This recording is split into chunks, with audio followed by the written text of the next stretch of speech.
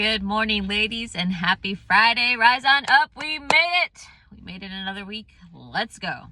Coming live, as you can see from the car rider line.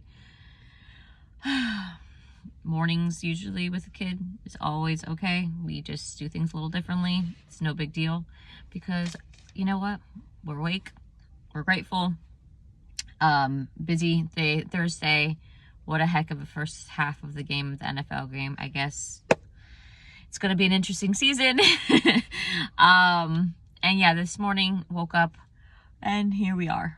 We're going to get through today. Volleyball game later, her first volleyball game for the season, as well. So, a good day at the office, and then with that, and we will see how the rest of the day goes. However, we are going to fill our cup.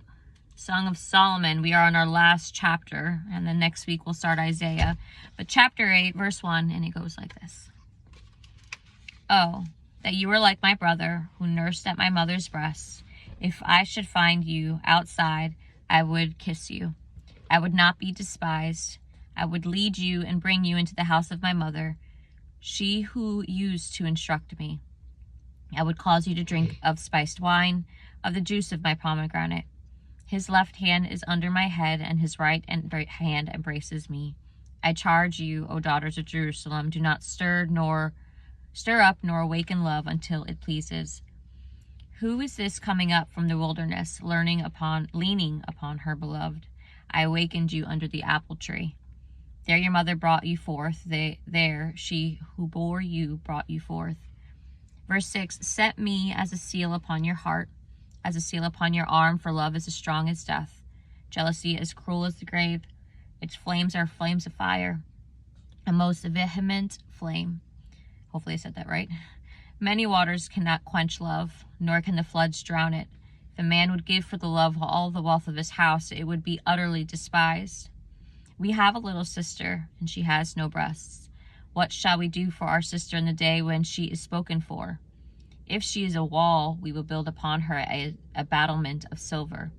And if she is a door, we will enclose her with boards of cedar. Verse 10, I am a wall, and my breasts like towers.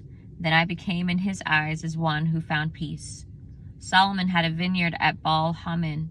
He leased the vineyard to keepers. Everyone was to bring for its fruit 1,000 silver coins. My own vineyard is before me. You, O Solomon, may have 1,000, and those who tend its fruits 200. You who dwell in the gardens, the companions, listen for your voice. Let me hear it. And last verse 14, make haste, my beloved, and be like a gazelle or a young stag on the mountains of spices. Now, just to wrap up Song of Solomon, this is a song of Solomon to his Shemonite bride, and again, context of being one with, in case there's little ears, being one with your quote-unquote husband is the proper way during marriage to partake into some festivities.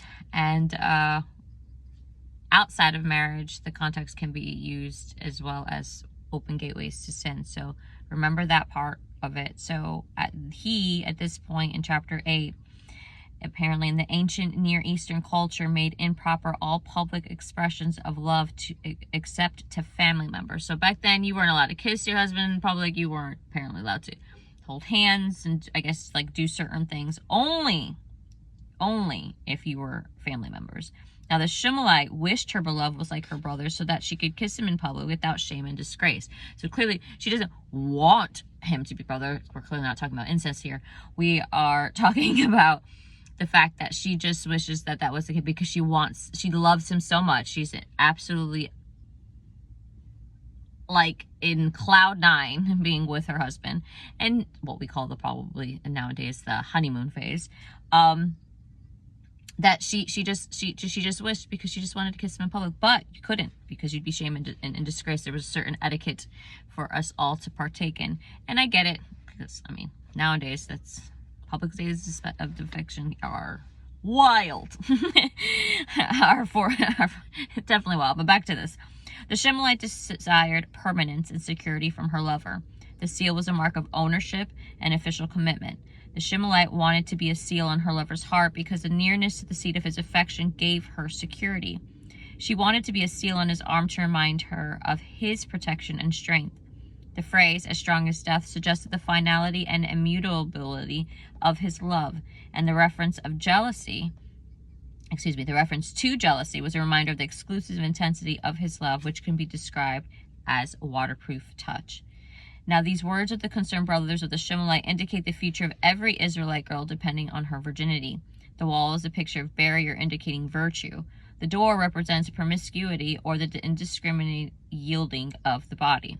So, again, what they mean by that, where was the door comment?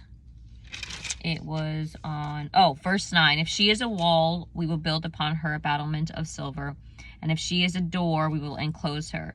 Now, what they meant by that is, if the Shimelite were a door, the brothers would step in and protect her. If she was a woman that wasn't shaming herself, if she wasn't a young lady that was doing things for inappropriate attention, because we can seek attention, but to our husbands in the right appropriate manner, because men are lustful with their eyes. Women, of course, we carry power, so it's the weight of the world right now is topsy-turvy. Let's just say that. And if she were a wall, they would trust and please her. So again, what we would call a very promiscuous girl. Let's keep it on the positive word right now instead of that, because I can't say other words otherwise. But lastly, the Shimelite testified that she was a virgin, thus she found favor with Solomon. And the location of Baal Haman, owner of multitude, is undetermined. The reference is to Solomon's wealth and royal status. And lastly, metaphorical language suggests the abundant profit the Shimelite would be to Solomon. Though her first loyalty was to Solomon, she did not forget the family who reared and nurtured her. The Shimelite's brother had leased Solomon's vineyard, and the Shimelite asked Solomon to reward her brothers for protecting her through the years by paying her brothers 20% of 200 of 1,000 silver coins, which would represent the traditional percentage of profit due a vineyard's caretakers. And this would be Solomon's payment to her brothers for preserving and caring for the Shimelite and keeping her pure for him. So apparently, I guess, brothers got paid if they protected their sisters and made sure that they were proper young ladies to be pure for their husbands. So that's definitely different from nowadays.